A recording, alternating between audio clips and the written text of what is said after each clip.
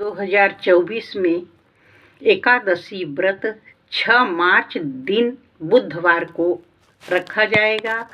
इस दिन भगवान विष्णु का कृष्ण स्वरूप बाल गोपाल जी रखे हैं। उनको पंचामृत से स्नान करा के और विधि पूर्वक पूजा करना चाहिए। एकादशी व्रत श्री विष्णु जी को ही समर्पित है। कथा अवश्य सुनना चाहिए। बिना कथा सुने व्रत का पूर्णाहुति नहीं होती है, व्रत का पूर्ण फल नहीं प्राप्त होता है।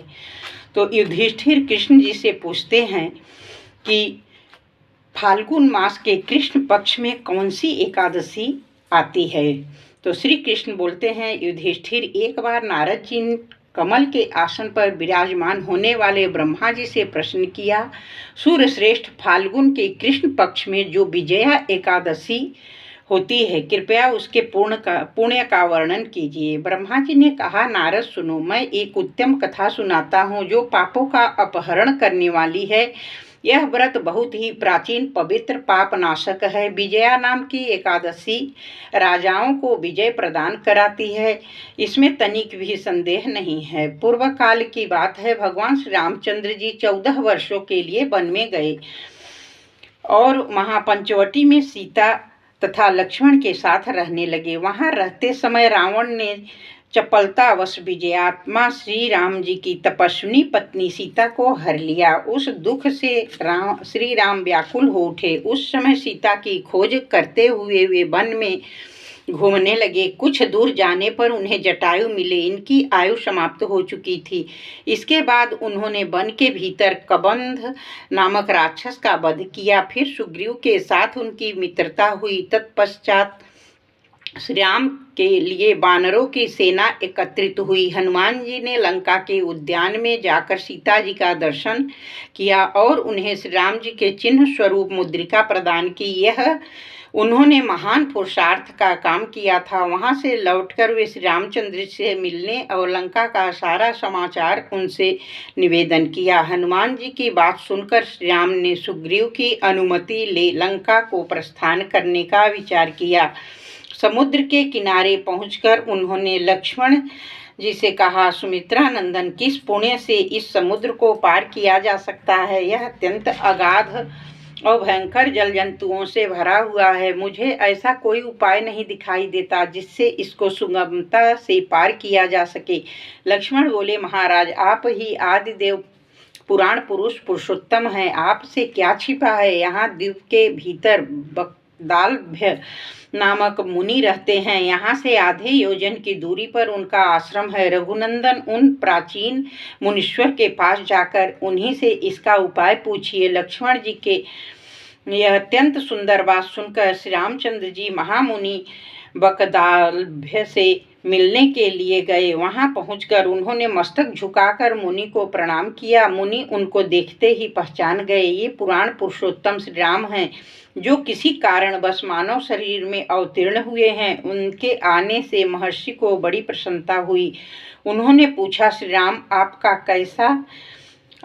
कैसे यहाँ आगमन हुआ? श्री राम बोले, ब्राह्मण, आपकी कृपा से राक्षसों सहित लंका को जीतने के लिए सेना के साथ समुद्र के किनारे आया हूँ। मुने, अब जिस प्रकार समुद्र पार किया जा सके वह उपाय बताइए, मुझ पर कृपा कीजिए।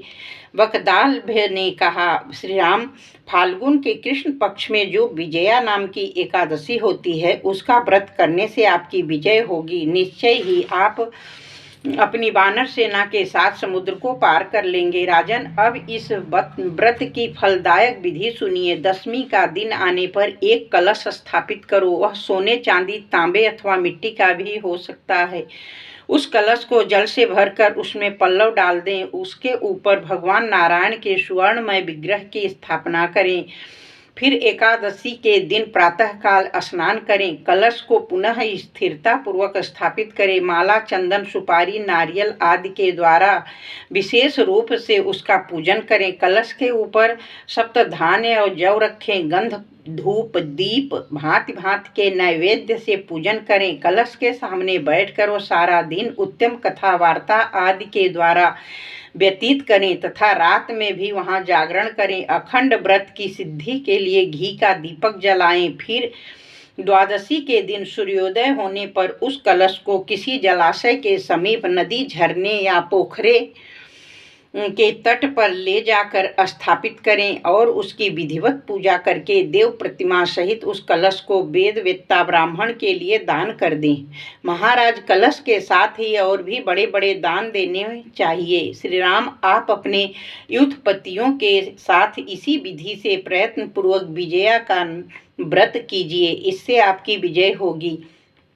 ब्रह्मा जी कहते हैं, नारद, यह सुनकर श्री रामचंद्र जी ने मुनि के कथना अनुसार उस समय विजया एकादशी का व्रत किया। उस व्रत के करने से श्री रामचंद्र जी विजयी हुए। उन्होंने संग्राम में रावण को मारा, लंका पर विजय पाई, सीता को प्राप्त किया। बेटा, जो मनुष्य इस विधि से व्रत करते हैं उन्हें इस लोक में विजय प्राप्त होती है और परलोक भी अक्षय बना रहता है। भगवान श्री कृष्ण कहते हैं, युधिष्ठिर, इस कारण विजया का व्रत करना चाहिए। इस प्रसंग को पढ़ने और सुनने से वाजपेयी यज्ञ का फल प्राप्त होता है। तो कथा अवश्य सुनना चाहिए। इस कथा को जो भी सुनता है, पढ़ता है, सुनाता है दूसरे को, उसकी विजय अवश्य, उसकी मनोकामना अवश्य पूर्ण होती है। जय श्री राधे राधे।